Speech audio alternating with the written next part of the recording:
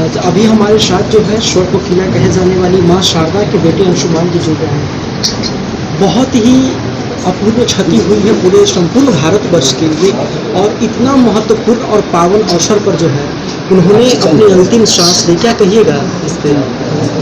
ये एक बहुत ही विहंगम संयोग है, बड़ा अजीब संयोग है कि ऐसा सोचने से बाहर है कि ऐसा हो भी सकता है, क्योंकि जिस पर्व के समय इनकी आवाज़ हर जगह वातावरण में गूंजती रहती है, उसी समय उसी छठ जिसके लिए इतनी जानी जाती हैं और लोगों ने जितना इतना प्यार दिया है इनको छठ गीतों के लिए, उसी पर्व के एकदम आगमन पर आकर के इन्होंने शरीर त्याग दिया। ऐसा लगता है जैसे ईश्वर का ये इशारा था कि हम समझें कि कैसे छठी मैया की प्रतिछाया स्वरूप हमारे बीच ये मौजूद थी, ऐसा लगता है। क्या है अंतिम क्या बातें रही अंतिम बार जब आपने उनसे मुलाकात की, या आखिरी समय क्या कुछ कहा?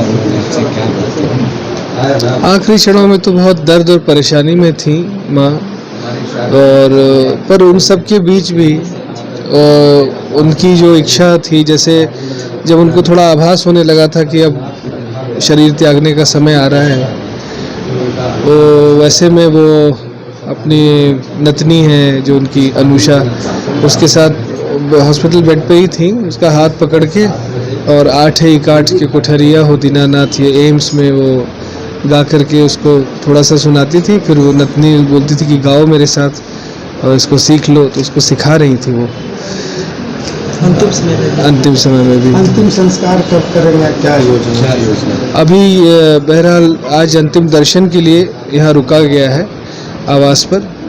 जो भी यहाँ आना चाहेंगे इनके अंतिम दर्शन के लिए, उसी के लिए आज हम लोग रुके हैं।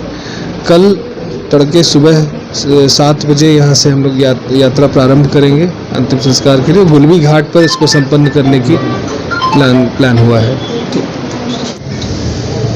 स्वर कोकिला कहे जाने वाली माँ शारदा सिन्हा की बहू जो है हमारे साथ जुड़ रही है। छठ के पावन अवसर पर नहाए खाए का समय चल रहा था, उस दिन उन्होंने अपने जीवन के अंतिम सांस को लिया। क्या कहिएगा इस विषय में?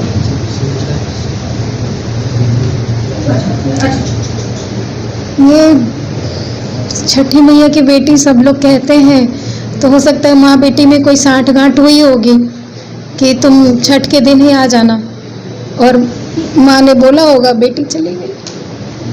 ये पूरे देश के लिए जो है बहुत बड़ी क्षति की बात है। प्रधानमंत्री नरेंद्र मोदी ने जो है आप लोगों से संपर्क साधा, कैसा लगा कि देश के प्रधानमंत्री जो है इतने बड़ी हस्ती के गुजरने के बाद आप लोगों से संपर्क करते हैं? बहुत वाकई में बहुत अच्छी बात लगी, बहुत खुशी हुई कि इतने बिजी स्केड्यूल के बावजूद भी उन्होंने समय निकाला और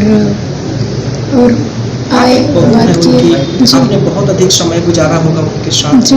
कैसा जीवन का व्यक्तित्व रहा होगा, कैसा उनका जीवन करता था, किस प्रकार से बोलचाल थे? बहुत सीखने लायक, हर चीज़ एक एक बात उनकी सीखने लायक थी, देखने लायक थी। और मुझे तो लगता है कि एज अ यूथ हम लोग को अनुसरण करना चाहिए माँ की उन चीज़ों का। अपने टाइम की वो बहुत पक्की थी, किसी को समय दिया तो 5 मिनट 10 मिनट पहले से वो घड़ी देखती रहती थी, इंतज़ार करती थी, और समय के लिए बहुत पाबंद थी। अपने खाने के लिए बहुत पर्टिकुलर थी, हमेशा कहती थी कि उतना ही खाओ जितना स्वास्थ्य के लिए ज़रूरी है। अपने अनुशासन में वो बहुत कड़क थी। कोई पसंदीदा भोजन जो उनका पसंदीदा था? वो बहुत ज़्यादा कभी नहीं खाती थी, बहुत कम, थोड़ा सा खाना बहुत एकदम हल्का खाना खाती थी। शुरू से ही ऐसी हैं वो, और बहुत कोमल, बहुत मधुर विचार, और बहुत नपातुला बोलना, नपातुला खाना। जैसे कि आप उनकी बहू है, वो आपकी सास थी जी है जी, वो मतलब कि और आज होता है ना एक सास और बहू की जो रिश्ता होता है उसमें थोड़ी खटपट होती है, कैसा रिश्ता था वो? क्यों आप लोग सास बहू और साजिश हर जगह शुरू कर देते हैं? ऐसा बिल्कुल नहीं है, वो बिल्कुल माँ है, सबकी माँ, मेरी भी माँ। उन्होंने जीवन जीने का सलीका सिखाया, आगे बढ़ने का सिखाया, कैसे अपने घर को साफ सफाई करके रखते हैं, कैसे अपने आप को रखते हैं। बहुत कुछ सीखा मैंने उनसे, हर दिन सीखती आई हूँ। अपने रियाज को लेके, अपने काम को लेके कितनी पक्की थी वो, हर चीज़ उन्होंने सिखाई। कोई ऐसा चीज़ बताइए जो उनको बहुत अधिक पसंदीदा हो, उस चीज़ से उनको बहुत प्रेम हो संगीत के अलावा। उनको अपने फैमिली के साथ समय बिताना बहुत अच्छा लगता था। वो बहुत खुश होती थी जब पूरा परिवार साथ होता था, और गायकी चल रही हो, पूरा परिवार साथ हो, खूब हंसी खुशी हो, कोई त्यौहार हो, तो माँ को बहुत अच्छा लगता था, पसंद था उनको बहुत। उनके अंतिम वचन क्या रहे, क्या बातें थी अगर आपने अंतिम बार उनसे कोई सोचता ही नहीं कि ये अंतिम वचन रहेगा, तो ऐसे में कैसे आपको याद दिलाऊं कि अच्छा यही लास्ट उन्होंने बोला। जा रही थी तो बिल्कुल अच्छी थी, लगा नहीं था कि ऐसा हो जाएगा कुछ। तो यहाँ से निकली थी तो बहुत अच्छे से गई थी वो। अच्छे से रहना, घर का ध्यान रखना, सब तरफ लॉक करना, ऐसे बोलती थी। जिस प्रकार से हर एक व्यक्ति का एक शौक होता है कि अगर मैं आगे भी कंटिन्यू रहूँगा मैं ये करूँगा, क्या कुछ चीज़ें थी जो आगे करना चाहती थी माँ शारदा सिन्हा?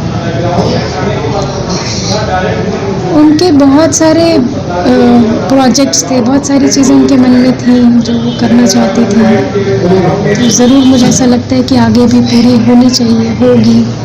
अब कैसे होगी वो छठी मैया जानेंगी, वो हम लोग नहीं जानते, भगवान जानेंगे।